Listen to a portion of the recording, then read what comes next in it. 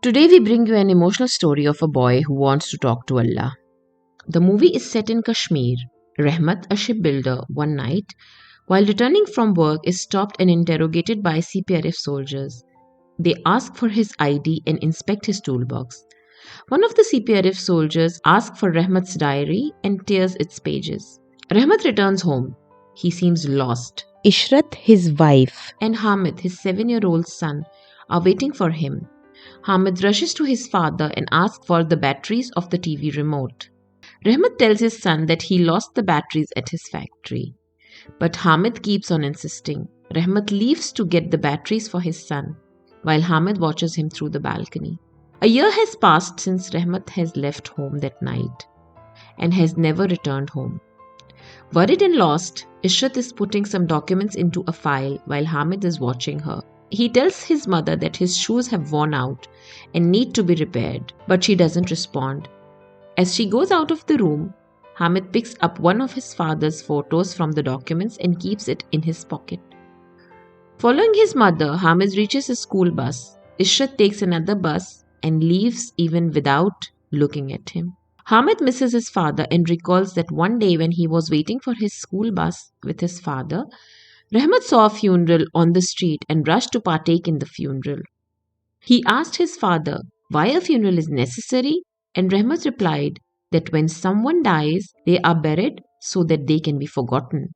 Ishrat is waiting outside a police station for her turn, along with many other women. After a long wait, they are informed that the officer is in a meeting and will not meet them today. The women start complaining, but all in vain. The scene changes and we see young Kashmiris protesting and attacking CPRF soldiers. One of the soldiers, named Abhay, gets angry with these protesters. One day, Hamid asks his mother what the 786 digit stands for.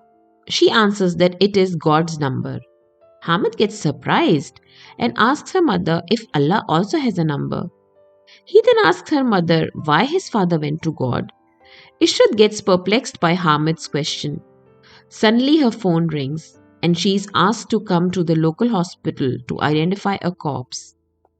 After seeing the dead body, she is relieved to see that it is not the corpse of Rahmat. Ishrat and her son go to attend a wedding where a woman asks Ishrat to send Hamid to his father's factory so that he could learn his father's craft. A man named Abbas tells Hamid that his father is busy working in paradise. Hamid asks him when his father will return home. Abbas says to him that only Allah knows when Rahmat will return. Ishrat does stitching work to run her household. Hamid tells her mother that he will go to his father's workplace to learn his father's craft. At first, she doesn't agree, but later she approves as they needed money. Hamid takes his father's toolbox and wipes off the dust. Inside it, he finds his father's mobile and diary and searches through the pages innocently. He sees the digit 786 on the uppermost line of the pages. He takes the mobile phone to a nearby shop. The shop owner says he needs at least 10 rupees in the mobile phone balance to talk to someone. Hamid returns home in despair.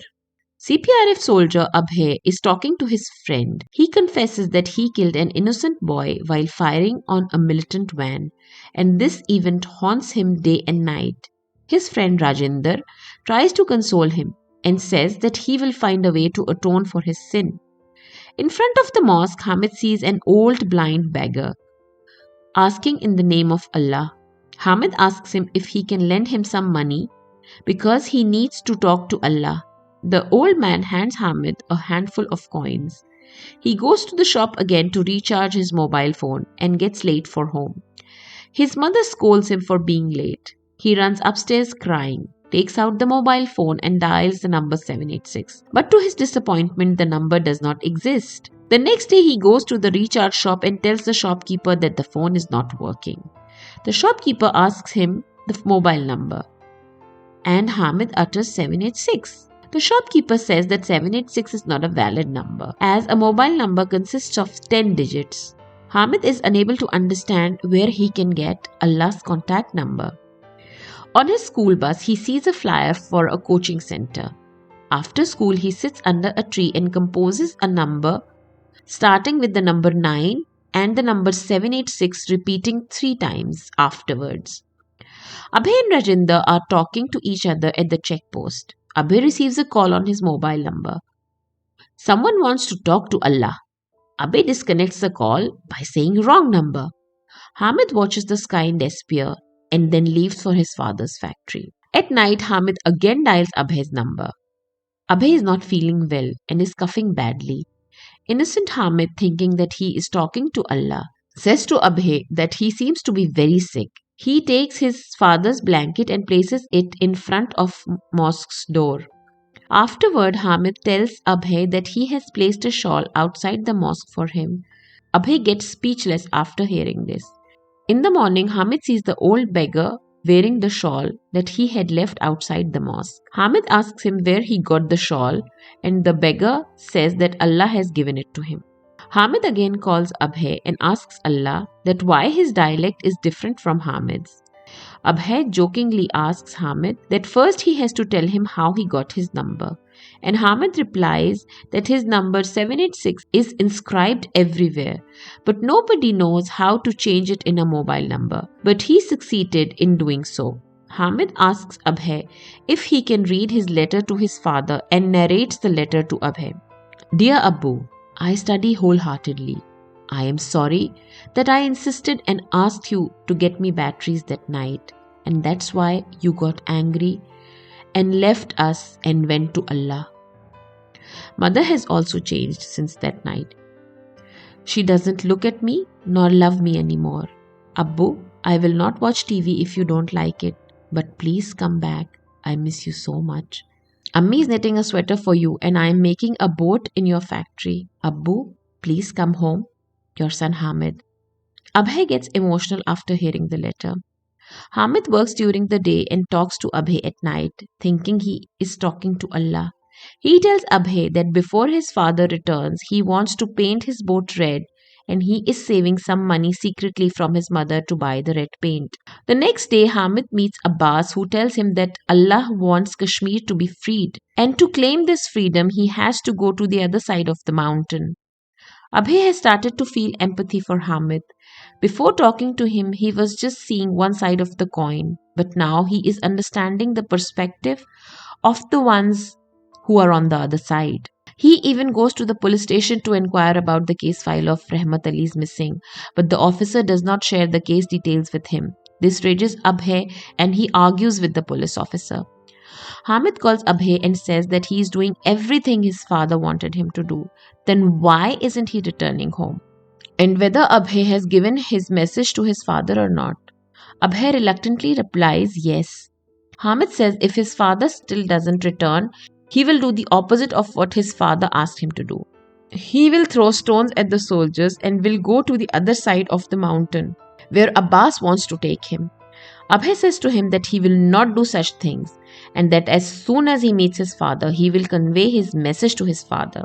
Hamid tells Abhay that they are out of money, as his mother is not being paid for the work she has done.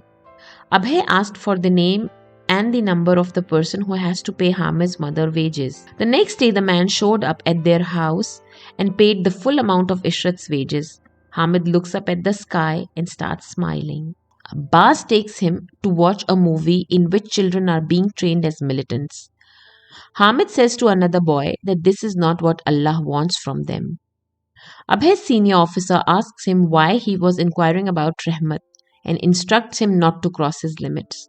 Two women come to meet Ishrat and invite her to participate in the protest against the disappearance of Kashmiris in front of the chief minister who is visiting the valley. They ask for Rahmat's photo, but Ishrat does not respond, as she doesn't want to politicize the disappearance of her husband. These women meet Hamid outside the house, who gives them his father's photo. Asking them if he gives them the photo of his father, will he return home? The women have no answer to Hamid's innocent question. Ishrat starts to undo Rahmat's sweater, as she has lost all hope. Hamid dials Abhay and asks him to send his father immediately. Meanwhile, a soldier comes and tells Abhay to come outside, and they see the dead body of Rajinder. On the day of Chief Minister's visit, Ishrat participates in the protest. Before leaving the house, she tells Hamid that Allah exists, He is there, but He does not care for them. Hamid calls Abhay and says why Allah doesn't care for them and why He didn't send his father. Even after so many requests, Abhay, who is deployed on the security of the CM and is frustrated and angry about his friend's death, tells Hamid that he is not Allah but a CPRF soldier and that maybe his father was murdered by his force or maybe the militants have killed him. Hamid stares at the phone in disbelief and disconnects the call. Ishrat saw the photo of her husband and realizes that her husband didn't like politics and leaves the protest. Hamid takes a stone in his hand, but then he remembered his father and throws the stone on the ground and runs toward the forest. He cries in pain and agony and helplessness. He sees some people carrying a funeral and remembers that his father told him that people who go to Allah are buried so we can forget them. He returns home and buries his father's documents, his photo, and the broken mobile phone in a graveyard so he can also forget his father. Abhay now understands the perspective of the Kashmiris. He sees Hamid in the young Kashmiri protesters as he knows the pain of losing a loved one and has realized that the pain can make people do unimaginable things. Ishrat comes home dejected and opens Rahmat's box while Hamid is standing by her. She breaks into tears as she touches her husband's belongings. She kisses them and places them on her chest while crying. She embraces her son and both cry in helplessness. They both have accepted the fact that Rahmat is gone forever and will not ever return again. All they had was each other. Hamid tells her mother that he has completed his father's boat and they both go to the factory. Someone had delivered a parcel for him. It is 2 boxes of red paint. His mother asks him who sent this red paint and Hamid replies, Allah has sent it. Abhay tries to call Hamid's number but he couldn't reach it. They had done their part in each other's life and now understand and see the world with a new angle. In the end, Hamid and Ishrat sail across the valley in the red boat, proving that there is still hope. If you like our effort, please subscribe to our channel and leave a comment. It encourages us to make more content for you. Also, please hit the bell icon so that you don't miss our new videos. Thank you.